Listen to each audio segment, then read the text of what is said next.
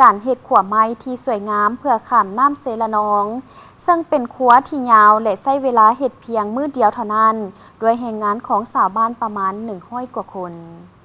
นี่แม่นขัวไม้ข้ามน้ำซีละนองแขวงสวรรณเขตยาว270เมตรที่ใช้เวลาเฮ็ดเพียงมื้อเดียวด้วยมือของประชาชนซึ่งพอฮอดเดือนพฤศจิกของทุกปีชาวบ้านแก๊งอะลงได้พากันตัดไม้ 10,000 กว่าลำเพื่อมาเฮ็ดขัวข้ามน้ำซีละนอง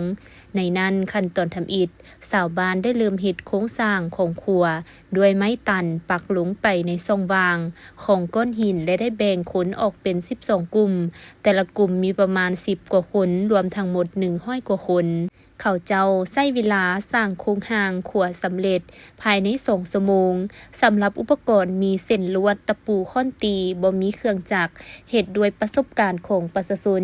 จากนั้นก็เริ่มเฮ็ดขั้นตอนที่2ซึ่งเป็นพื้นของขัวสั้นทำอิฐเฮ็ดด้วยไม้ตันและสำเร็จภายใน2ชั่วโมงส่วนขั้นตอนสุดท้ายแม่นใช้เวลาหลายที่สุดซึ่งชาวบ้านจะสานกระเตะไม้โป่งเพื่อเฮ็ดพื้นของขัวสั้นที่2ให้มีความเรียบเพียงสม่ำเสมอเวลาผ่านไปทั้งหมด8ชั่วโมงขัวแห่งนี้ก็สำเร็จห้อยส่วนห้อยและสามารถนำใช้ได้ทันที